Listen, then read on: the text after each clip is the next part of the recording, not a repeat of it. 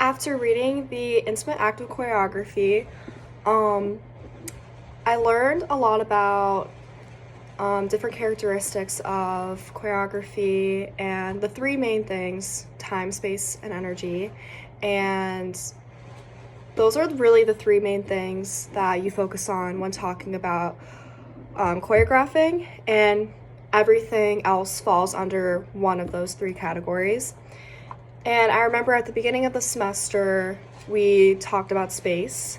And one thing we talked about that's in the book is floor patterns. And I remember one of the first exercises we did was we would draw out different random floor patterns, and we made dances trying to emulate those floor patterns in some way, whether we were actually physically moving in those patterns or if the movement of our body and the shapes we made with our body looked like those patterns.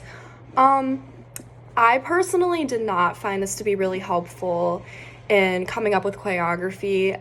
The way my brain works, it needs to be more like set in stone. Like I have to come up with it myself. I can't just draw out a random like pattern and then try to emulate it. And I'll be honest and say, when I was choreographing my solo and my duet and my group piece, I was not thinking about this specific, aspect of space. But more so, especially my group piece, I was thinking about formations. That obviously was very important to me. And I remember one of the first things I did when I was coming up with my group piece was I just made formations. I wrote down formations I would want because I had 5 people. And I remember one day in class, and this book talks about that as well, in space, using various formations.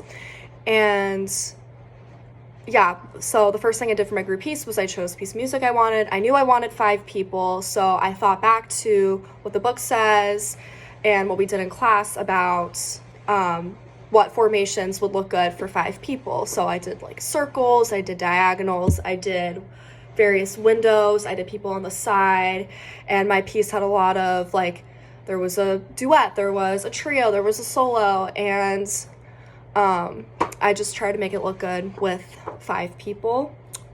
Let's see. Oh, another thing that I really felt like was helpful in this book, and we also talked about it in class, was the various canons we can do. So we have like simultaneous, cumulative,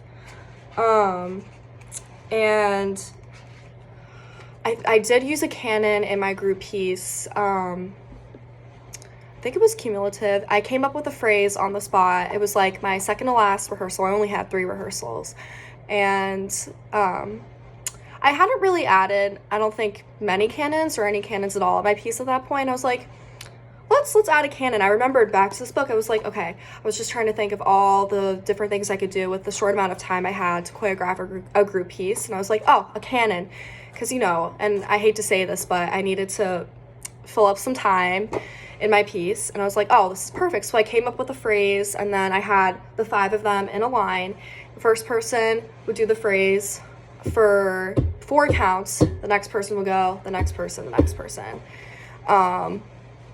And I sent the video of my group piece to my ballet teacher at home, and she's also choreographed her own pieces in her own ballet. And I just wanted to see what she would say. And the one thing she commented on was how she loved the canon that I came up with. So, yeah, I mean, there's a lot of other things in this book. But those were the main things that stuck out to me. One thing that didn't really work for me and one thing that did work for me.